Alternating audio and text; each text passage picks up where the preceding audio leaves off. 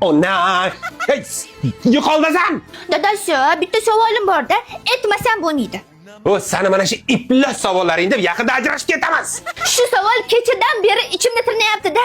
Agar hozir shu savolni bermasam, ertaga peshingamni, shomgamni chiqarishadi-da.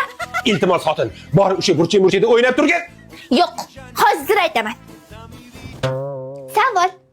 Hozir bir ikkita harom savollardan beradi, hammasini rasvo qiladi. Men bitta narsani bilib qoldim-da. Sen butun mahallada nima bo'layotganini bilarding-ku. Qanday sen bilmaydigan narsa bor ekan? Nimani bilib qolganimni aytaveraymi? O'lsin, ayt.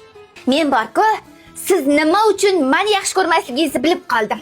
Bu menga ham qiziq. Nimaga ekan? Demak, yaxshi ko'rmasligingizni tan oldingiz. Ya xotin, men seni yaxshi ko'rganman-ku, yaxshi ko'rardim, yaxshi ko'raman-ku. Endi meni qaytadan sevib qolmagunizcha ko'zimga ko'rinmang. Tuppa-tuzi o'tirdim mana shu kitobchani o'qib. Bitta iflos savol bilan hammasini rasvoy radd qildi. Xotin? Men seni sevaman-ku. Sezmayapman-da. Sezishga harakat qilgin. Sezgim kelmayapti. Amayli, unda keyin kelarman. Mayli xotin. Chalg'ima. Men sevishda davom etaman. Xotin.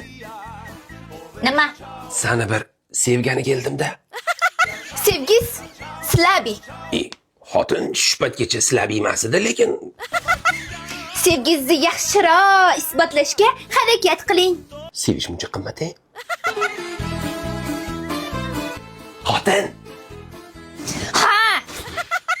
Ha, onangimga erkakdan safar qilib bordi. Nima deysiz? Iploslarcha sevishimni isbotlagani keldim.